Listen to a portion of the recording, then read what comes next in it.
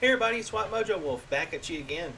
This is the first of two videos this week. I want to start off by talking about this game I've got running back there called Starfield. And I just wanted to kind of give my overall impressions of it, kind of describe what I've been up to on the game. I'm not going to keep this video too long because I've got a much bigger one I want to do later to where it's like a full review like I did for Fallout 4 and Skyrim. I think it deserves that treatment, but I still have a lot of game left to play and so little time to do it. So let's just get started. I played Starfield a little bit before release. I had access to it, and you know, thank you for the fine folks at Bethesda. And I've got basically my goal for Starfield before it launched, because like Starfield was launching just before the due date, like a week before for the baby. So I was just wanting to jump in, experience the main campaign. I do that for quite a few games. Like I'll experience the main campaign, and then I'll come back and digest it all later. And hopefully it settles good and it doesn't like anyway. So with Starfield, the main story, I played through it. I wanted to see what this new game plus mechanic is all about, and I kind of want to wait for more people to play the game before I start talking about that, because once I start talking about that, the spoilers will start flying. So we need to wait a little bit before we get into that, but it won't be this video, don't worry. But this is just going to give you some impressions of the game. And kind of keep it vague, kind of keep it more toward gameplay and the experience of it. The best way I can sum this up is that this game has the dungeon crawling of Fallout 4.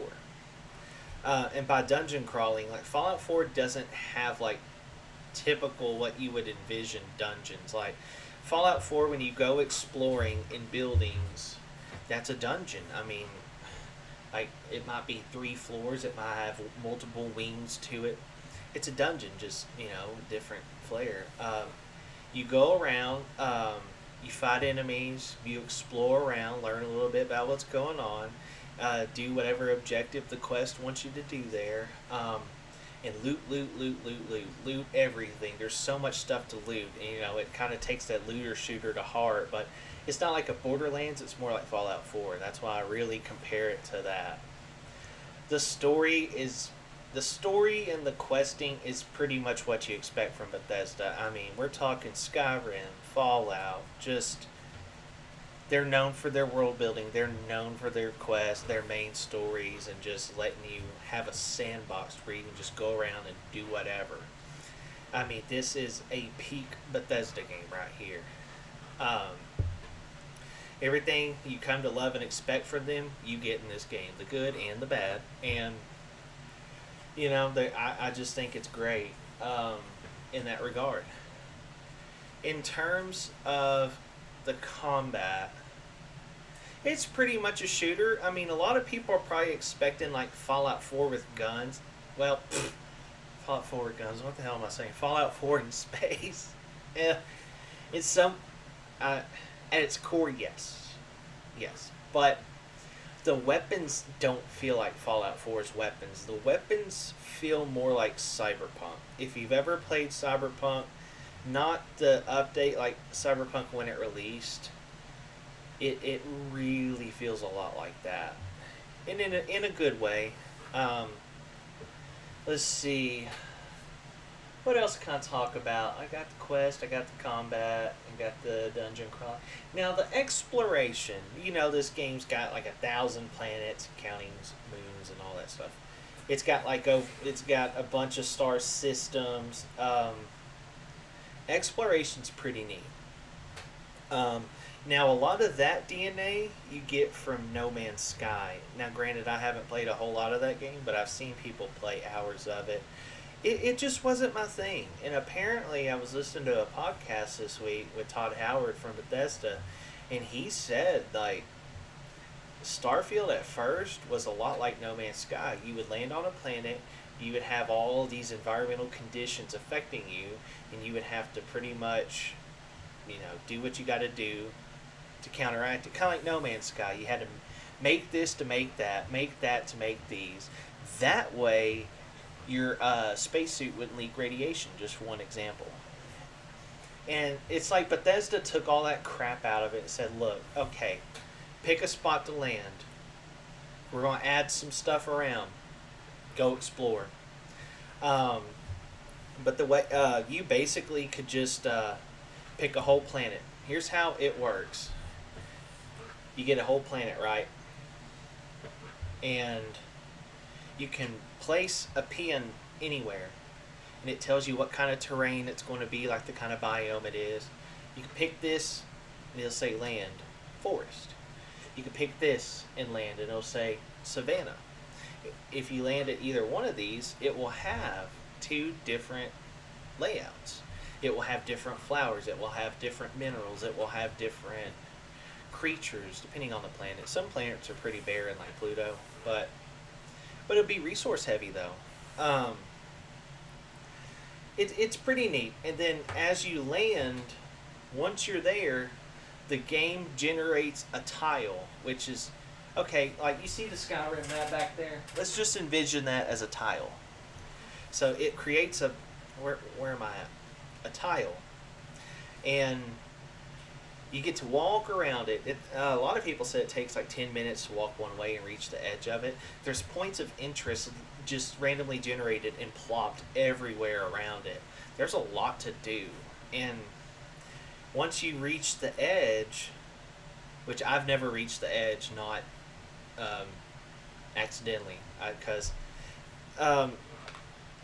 you literally can plop everywhere on the damn planet and do all sorts of stuff, but that's not how the game really wants you to play it, I feel like the game wants you to go around and let the story kind of drive you a bit, go check out some of the main few places, and then the guards start yapping like Skyrim, and that's where you get some activities to do.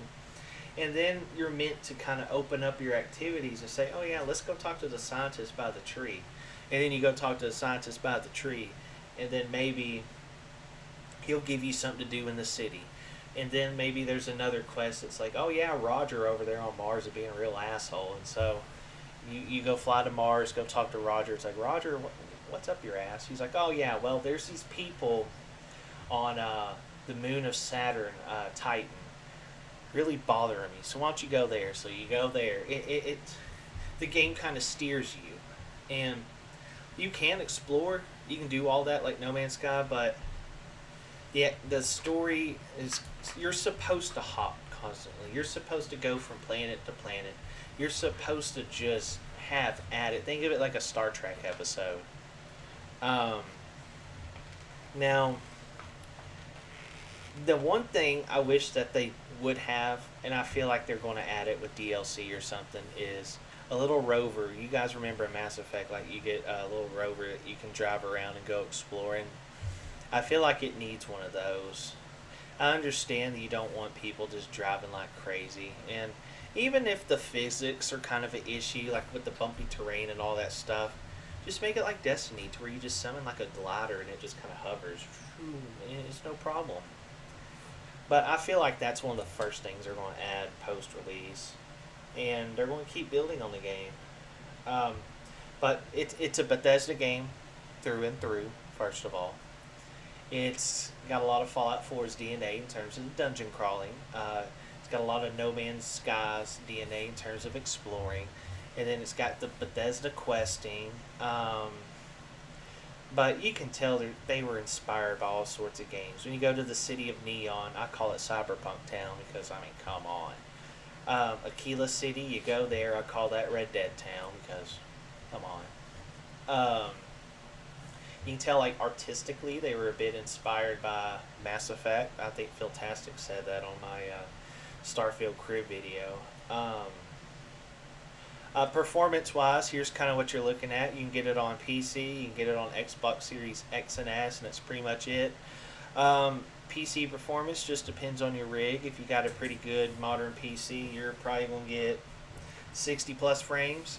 It'll stutter a bit in the big cities, I've heard. If you've got it on the Xbox X and S, like right now, this Starfield is booted up on my S. That's the little white one that's digital.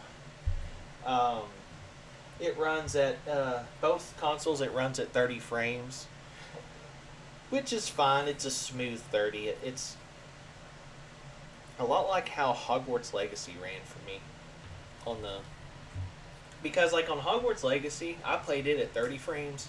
Excuse me. Instead of 60 because you could tell once you got to 60 frames, like they sacrificed a whole lot of graphic fidelity to get you those 60 frames. Resolution went down, everything looked a bit muddy. And I feel like that's why they didn't want to do that for Starfield. I bet they could, and they still might, but it just looks so much better in 30. It's smooth, it's fine. Um, and then, and there's a lot of loading screens, but they're really quick with the SSD. Um, like I said, it's a Bethesda game through and through, pluses and minuses. Um, the Series S, it doesn't. It's like upscaled 4K. I think it's 1440p native, and it runs fine on both of them. Like you can tell visually, there's a bit of a difference, but that's just the consoles, and yeah, I mean they're good. Um, that's pretty much my initial impressions of Starfield.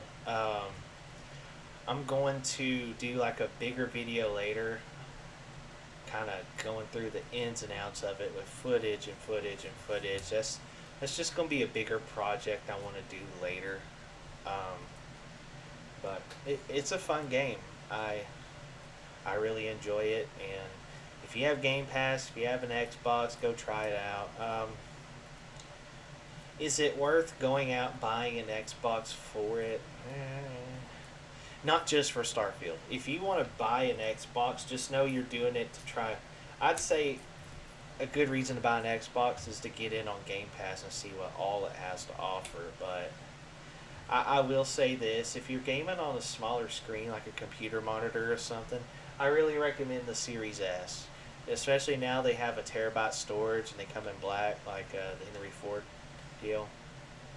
The Series X, if you can get it, get it. Come on, it's awesome. But the Series S makes some sacrifices. It's fine as a second console. It's fine as like a portable thing, or it's just a little bitty on the office, or if you just like want to ball on a budget. Oh gosh, it's good for that. But I mean, if you got some money to spare and you're really thinking about trying out an Xbox, come on, get the Series X. But all right, other than that, that's my Starfield takes. I'll see you guys later. White Mojo Wolf signing out.